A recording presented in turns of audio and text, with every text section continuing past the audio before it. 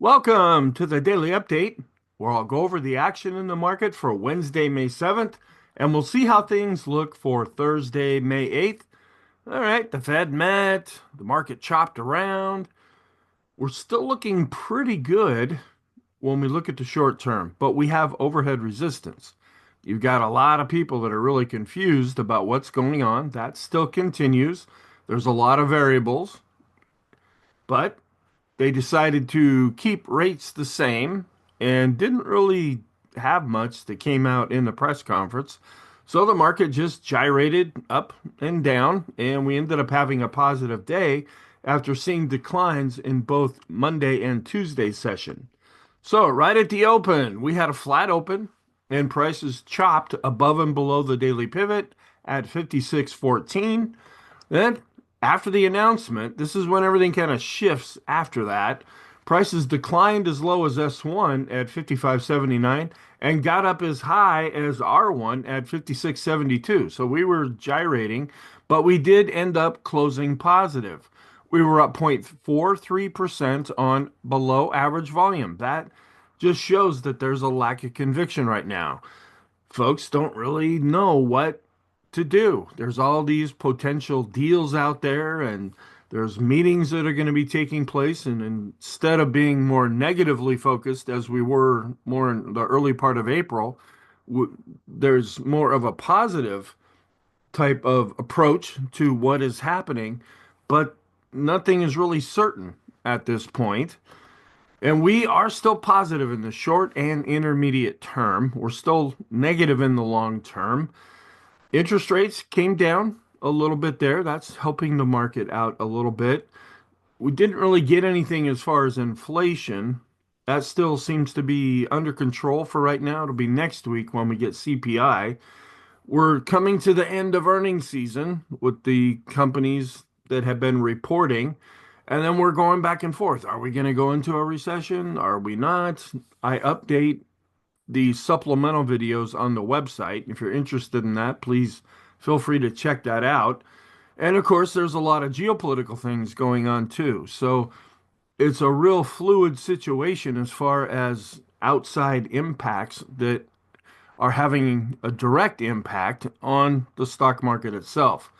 So, some comments. The FOMC voted unanimously to leave rates unchanged. We're at 4.25 to 4.5%. And that is what was expected.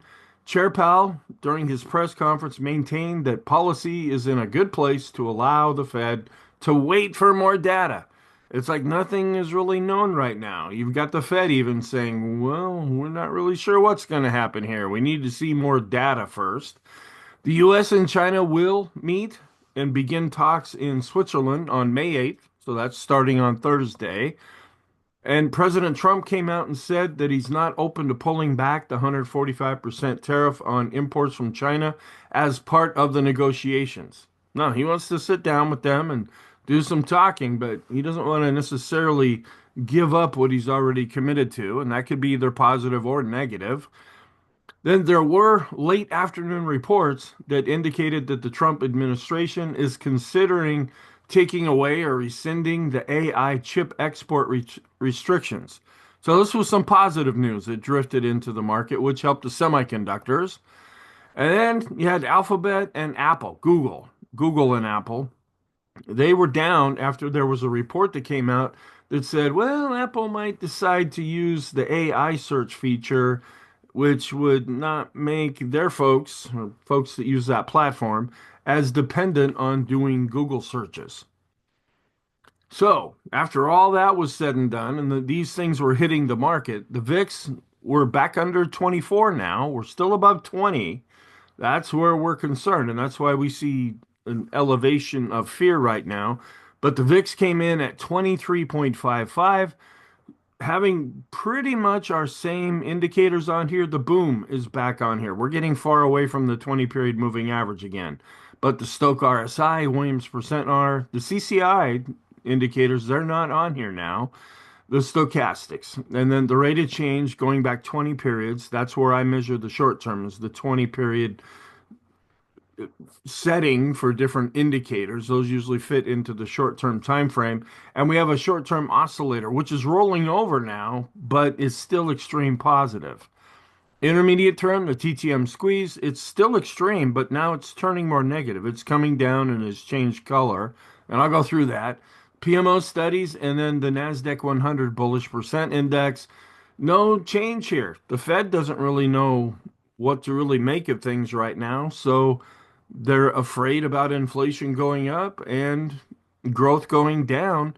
And they're kind of sitting back and saying, okay, we need more information here before we're going to make some kind of a commitment to something. The dollar was up, interest rates were down. We're at 4.28% with the 10-year yield, where we had been at 4.31%. And sentiment is not really changing all that much, but it is switching over to positive, where we're at 56 right now. It actually ticked down one notch from 57. We're still inverted again here with the 10-year to the 3-month yield curve. And we're still looking more negative now. And we're actually not trending in the short term when you look at the ADX. And I'll go through that chart. We're seeing a weakening trend in the intermediate term, but both of them are still negative for the time being, with the red line above the green line. And the bias, this should be positive here because we had an up day. And I'm still keeping the momentum at mixed to positive. All right, we just had the weekly MBA mortgage applications index. It was up 11%. Last week it was down 4.2%. So here is the chart. Everything else pretty much had to do with the Fed and then trying to interpret what's going on of things coming out of the White House right now, where we saw 3 down weeks in a row. That's when interest rates were going back up. They've been coming back down lately, and that has a huge impact on mortgages. So we actually saw a bit of an increase here. Then looking at the bullish percent index. Now, I use a lot of these types of studies in the charts that I show. This is just another way of kind of showing that with putting the S&P on top here, where we came down to a reading of 40.6. We have been bouncing back up a little bit here. And actually, this has been looking a bit stronger. We're coming up, and actually we got to the 80.8 level. And that's when we get above that 80 level, that's when we start to look extreme. That's part of the reason why we were saying, okay, maybe the market is overbought. Even though this is more of an intermediate term type indicator, we can still use it based on the direction that it's going in the short term. And stock's path in 2025 can still go both ways. Well, you can say that pretty much about any time. But here, when we average correction going up here and then average correction with the bear market, it could go down. So it's like flip a coin here. And we're still seeing most of the money going into tech. That's a huge growth area, and that's the biggest part of the market overall. And then it became big by people putting a lot of money into that area. And then when you go back to 1945, payrolls normally turn negative in the first month of a recession. But even though we were a little bit skeptical on one hand of the recent employment report because the previous month's numbers were revised down, but the headline number that came out was pretty strong, and that's what the market liked and decided to go up. We're not seeing this breakdown. So 177,000 jobs, that it doesn't necessarily feed into that we're going into a recession right now. Now, this could always change going forward. We just go with the data that we have in hand currently. I usually go over this in the intermarket analysis video. These are the PE ratios, the price to earnings ratios. Here in the US, we're still above that 20 level at 20.1. Now, we did have declines on Monday and Tuesday, and that's probably what these charts are based on. It's not including Wednesday's advance, so this has probably gone up a little bit here. You look at the world, taking that all together, that's above 15, which is fairly priced, but still below 20 at 17.2. Europe, stocks tend to be a little cheaper there on a PE ratio basis, as they are in Japan. And then you take out the US stocks, the rest of the world stocks, and then you take out Japan here, and then the UK, and then emerging markets. And this is why some of these are, well, not so much the UK, but a lot of folks are very intrigued by emerging markets. These are tend to be economies that aren't fully developed and they're growing, and they see a lot of growth potential there.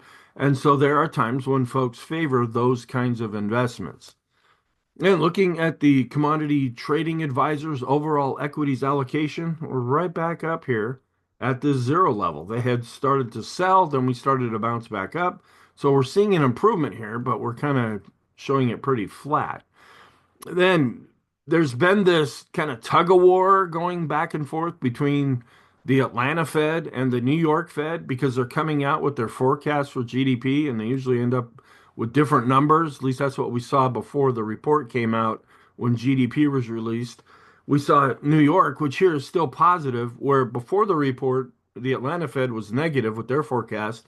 And so we kind of split the middle between the two, and that's kind of how the report ended up coming forward, at least the initial reading that we saw. So they're still having positive GDP forecasts here with the New York Fed. Then we're just kind of getting started here as far as we hit those lows back in April 7th, and we're just kind of coming into May. So that's about 20 days or so since we hit that low. Here it says bear market rallies. Now we're not really in a bear market right now because we have not gone down over 20%. And so it's really left out as far as interpretation as to are we going to go down from here? Are we going to go up from here? But when we do see a bear market and then there are rallies within those bear markets, the average is about 44 days. And you can see here's different times. This is also basing it more what's going on in world stocks as well. We would probably focus more here on the black area, which the average is 44, where it tends to be 14 days here on a world basis. Portion of it, S&P 500 companies mentioning recession on their earnings calls, really going up. So we are seeing a real increase there. And then looking at how do the stocks behave after their earnings come out.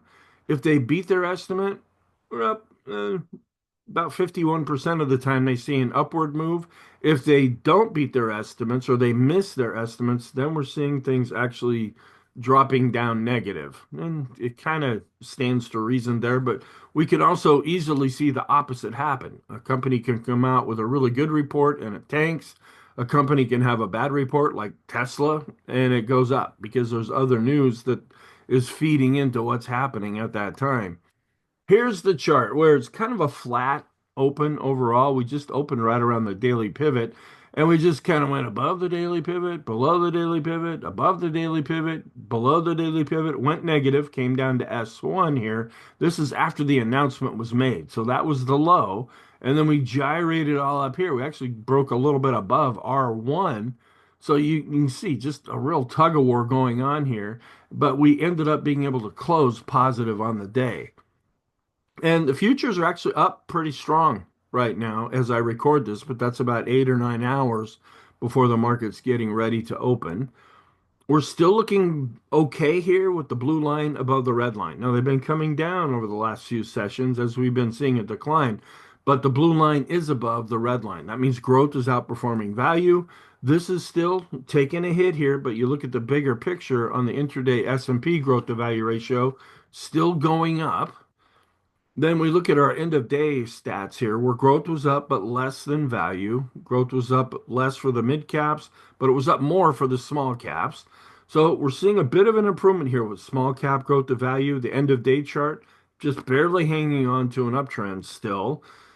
Still above both the moving averages with mid cap growth to value and still above the moving averages, but in a downtrend here when we look at S&P growth to value. And right about in the middle of the rainbow currently with this growth to value ratio. And not really seeing much of an improvement though with discretionary to staples ratio overall. Then as far as our trend, this is intermediate term. And I show this chart first because this is what I really focus on when I do my analysis. We're just barely above 20. Now, if we drop under 20, that might suggest that maybe some sideways type strategies may be more advantageous. But we're still in a weakening trend. It's negative because the red line is above the green line. We already are. Now we're looking pretty solid in the short term, but now we're not trending. And we're still negative based on this, but we're also looking strong. I mean, look at the nice little up move that we've had, and we're seeing some under the surface strength that this chart isn't necessarily picking up. But still, we go with whatever this is saying and with the red line above the green line. So we are now not trending, but still negative. And volume, this is what's showing. I mean, this was a Fed day. We had the employment report come out. And we're getting below average volume no matter what seems to be hitting the market right now. And that just shows folks are really apprehensive to either buy or sell at this time. And we're back under 24 as far as the VIX, but we're still above 20. That shows a slight heightened of fear. And we're just gyrating all around. Some of this had to do with the reaction to the Fed announcement. We're still under the moving averages when we look at the VIX bar chart as well as the VIX of the VIX line chart. But the momentum for the VIX continues to be down. And we tick down with this fear gauge. We tick down just a little bit here with this other fear gauge. So we did see a little bit of fear coming out of the market. Also, with the daily chart, we ticked down a little bit with the equity put call ratio. We're going back down with the 5-day chart, but now we're going up with the 10-day chart. So again, we're seeing some mixed signals here. Still getting a very low reading with volatility risk premium.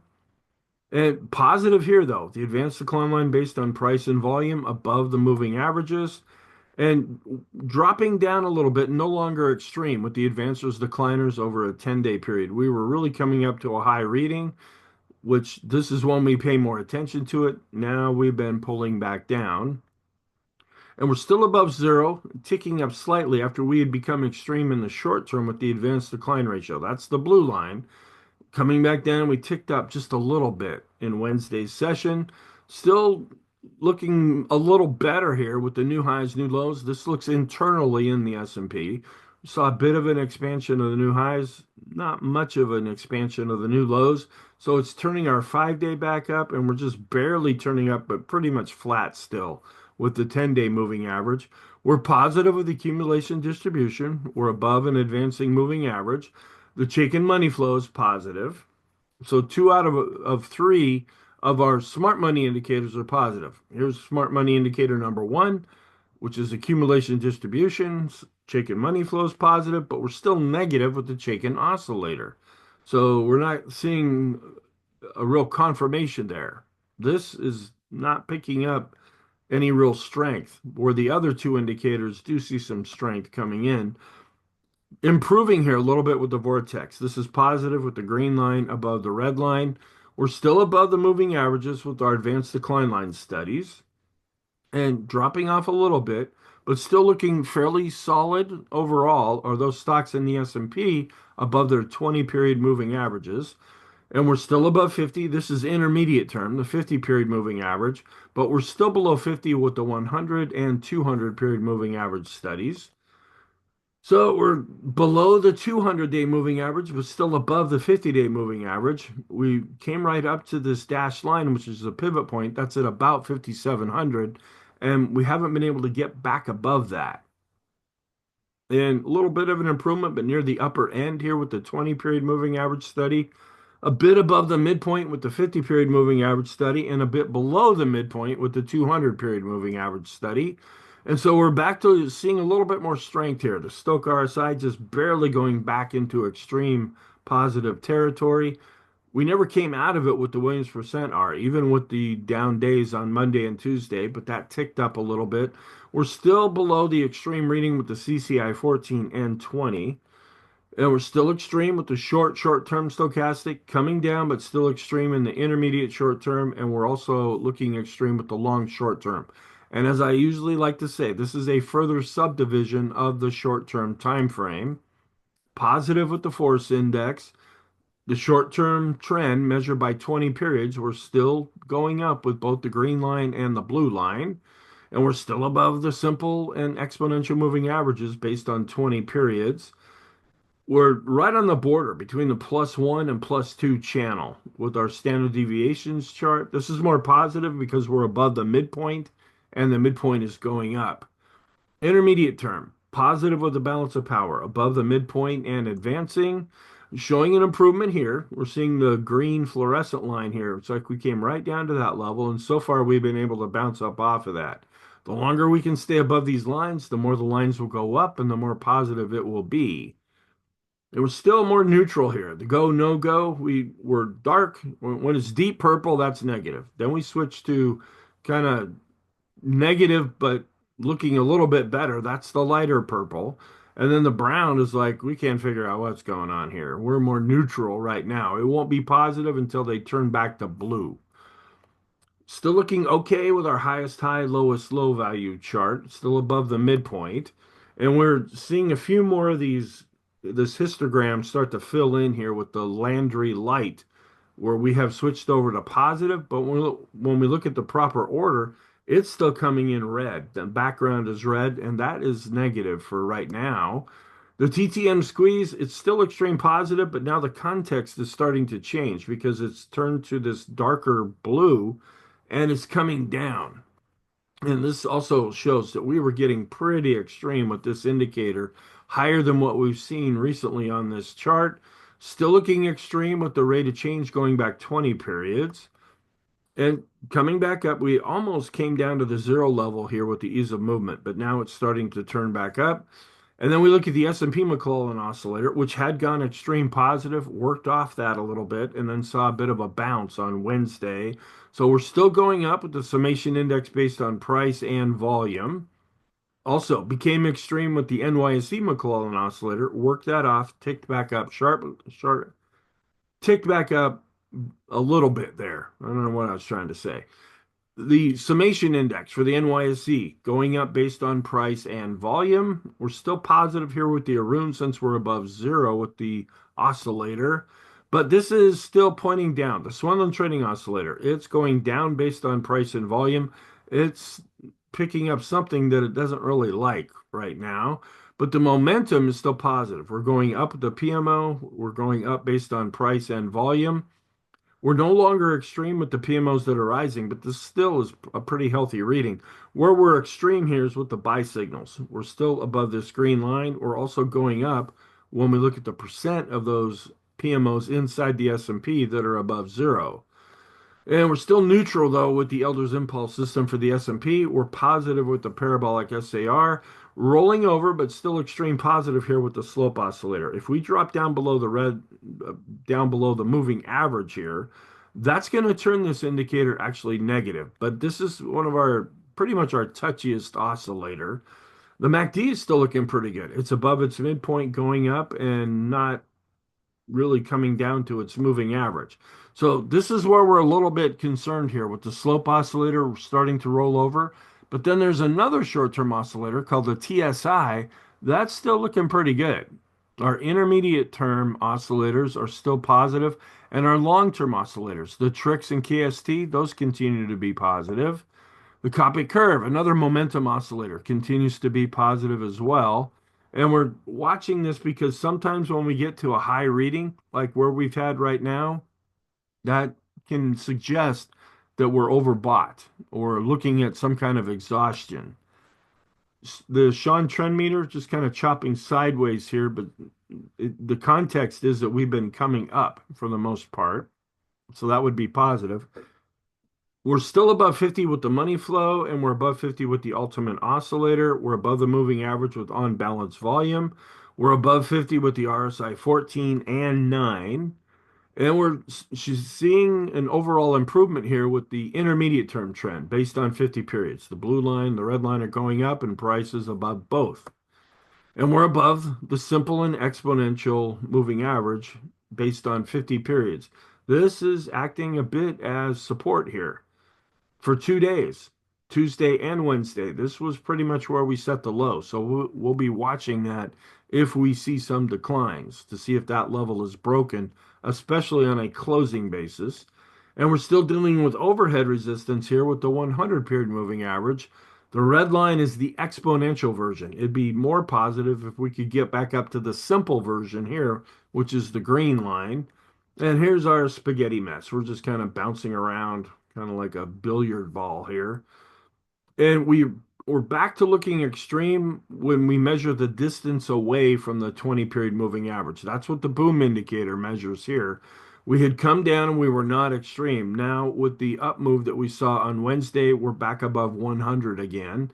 And we're still above zero with the 50 period boom indicator. That's not extreme though. And we're trying to get back up closer to zero here, but we're still negative when we measure the distance away from the 200 period moving average.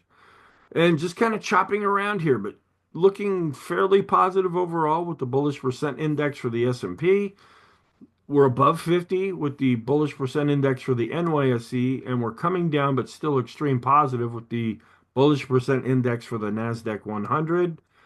I don't really have any support or resistance levels right now. We're kind of in between the ones that we've really been following. And this is also showing a little bit of indecisiveness here, seeing some small candles here with the hike in ASHI. But we're still positive with the Kegi chart, we're positive with the Renko chart, and we're positive with the three-line break chart. Long term, we're still holding up here with our 150 and 200 period simple moving average. So we're positive here in the short term. That's still looking fairly strong, but we do have overhead resistance where we're still negative across the board with all the different indexes. And the intermediate term, we still see where the mid caps and small caps are negative in the long term. And then bonds, commodities, and the dollar, negative across the board on all time frames. And then we saw tech, that's good. We want tech to lead. Discretionary in second place, that's good too. It would help if communication was up, but it wasn't. That's another growth area. It ended up being down, and then we saw materials taking a bit of a hit here. So, some positive things right after the open with the NASDAQ getting above 17.7, but then it would drop down below 17.6. But then getting closer to the close, it was back above 17.8. The Dow was down below 41,000. Canada was kind of having a pretty good day. We did get down below 5,600 with the S&P, but then we were able to get back above that. And then the materials, which are more cyclical, they had a BPI cross down below 70, where they had been doing better, and we're seeing some weakness there now. Then here's the carpet, or the market carpet. For some reason, I have a hard time saying that. These are all the different sectors, and there are 11 sectors that make up the S&P. When it's green, it's up. When it's red, it's down because you had Apple not doing all that well there. Nvidia had a fairly good day. Microsoft was virtually unchanged. Then over here you have Google. It got hit because, well, maybe Apple's not going to be using Google as much, or at least promoting it as much. They might come up with their AI search feature at Apple. And so that had an impact on Google. And the Dow's still dealing here with its 50-day moving average. It's really having a hard time being able to close above that. We're neutral with the diamonds looking at the Elder's Impulse system. We're still above the 50-day moving average, but below the 200-day moving average with the NASDAQ. We're neutral with the NASDAQ with the Elder's Impulse system. We're also having a hard time getting above the 200-day moving average with the NASDAQ 100. That's providing overhead resistance, but we're still above the 50 period moving average. We're neutral with the Qs with the Elder's Impulse system. The momentum for the NASDAQ 100 slowing down a little bit here, but it's still positive. And we hit the 50-day moving average with the small caps. That's also acting as overhead resistance, and we've been down below it ever since. And this is the Russell 2000 small caps here. We're still above 50 with the RSI. The momentum is positive, but we're just kind of camped out here as well around the 50 period moving average. We're neutral with the small caps with the Elder's Impulse system. We're slightly above the 50-day moving average with the mid caps. We're neutral with the mid caps with the Elder's Impulse system. We're above the 50-day moving average with the Wilshire. And you see how we're kind of chopping around right now, where this is a broad market measure and it's still in a downtrend. We're also in a downtrend with the total U.S. stock ETF here.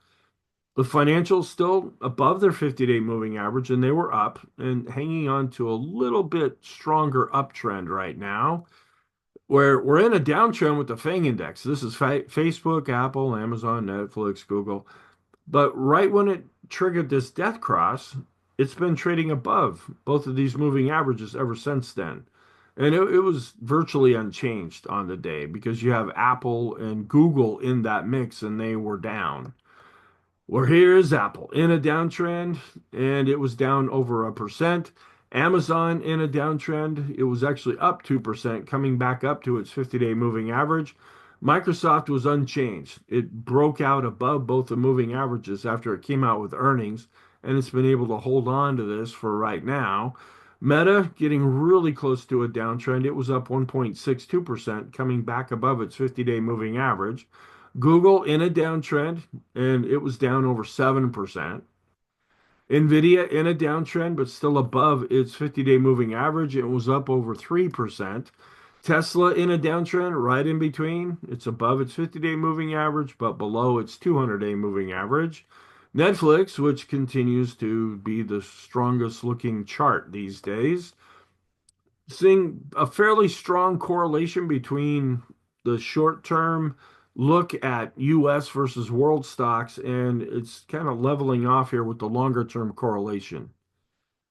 This is a chart we're keeping an eye on here, and it's overall it's looking kind of ugly, but we're trying to improve here. This is the ratio between the SPY and the staples because we're starting to develop a kind of pattern similar to what we saw at the end of 2021, which is what was happening before we went into 2022. If this could go back up, that would really help things improve. As long as this rainbow keeps looking weaker here, that's looking more negative a little bit longer term. The market hasn't really figured out what to do with it yet. And we're back down here into the almost the mid 50s. We're at 57.95, so kind of the higher end of the 50s with oil. The dollar's still under 100 and continues to be in a downtrend. This is another way of measuring inflation. It's called trueflation. They're coming in with the latest reading of 1.58% for inflation. And we're just keeping an eye on the bond market, which is seeming to be stabilizing. We had a really down move, big down move, then we had an up move with interest rates. We're just kind of chopping around here. It seems to be a little bit more under control. We were up with the 10-year based on price, and we're back to inverted here when we look at the 10-year to 3-month yield curve. And still looking okay here with the Qs to S&P. We're above an advancing moving average, coming back up to a flat moving average with discretionary to the S&P. And we're still above the moving average when we look at large cap growth versus large cap value. So we're above the moving averages here with the large caps, mid caps, and small caps. So what's the outlook for Thursday? We're still positive in the short and intermediate term, but negative in the long term. We're going to get initial jobless claims, and it's always a big deal, but it seems to be a bigger deal now because we're watching the employment situation. If that starts to show some weakness, that could really indicate that we are likely going into a recession. If it stays strong, then it kind of votes on the side of we're not necessarily going into a recession right now. And we'll get productivity and unit labor costs as well and wholesale inventories. And then all the different geopolitical things going on here. Mainly what's driving the market now are the trade wars, reaction to tariffs, and the unknowns of how those are really going to have an impact. And everybody has an opinion, but nobody really knows what the impact of those tariffs are going to be. And then we're not going to have any economic reports on Friday. Here's a look at things for Wednesday. With the jobless claims, there will be a 30-year bond auction. And we'll have to see. The market can sometimes react to that, either positive or negative. Seasonality, we're positive with the Dow and Nasdaq for May 8th, where we're neutral to positive with the S&P. And we see a little bit of positive seasonality here, but then we see some weaker seasonality during a post-election year for the S&P. Then these are the pivot points, and I update this on the YouTube community tab. I put that same chart there, which is what I'm showing right here. This shows R2 to the upside and S2 to the downside. And what we like about these is that they're predefined. We know they are there, and the market really pays attention to these. So the warning signs, we're still concerned about our growth to value ratios longer term, as well as the discretionary to staples ratio. The Swindle Trading Oscillator, it's still going down.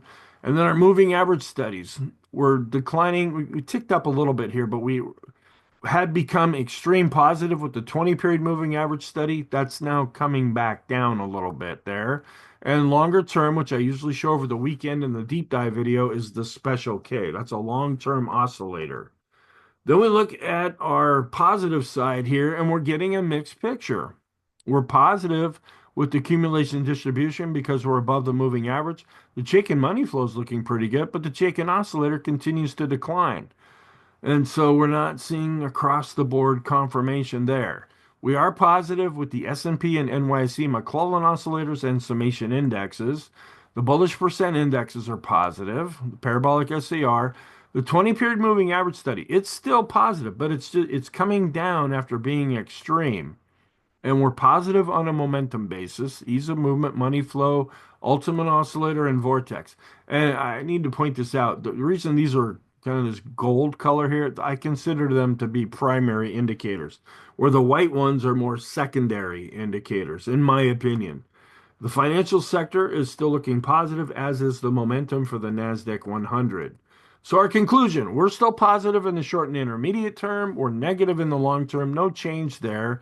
We're positive, but the recent decline from being overbought, that's what's kind of wearing off some of this condition because we still have overhead resistance in the short term, but it's still looking pretty solid for right now.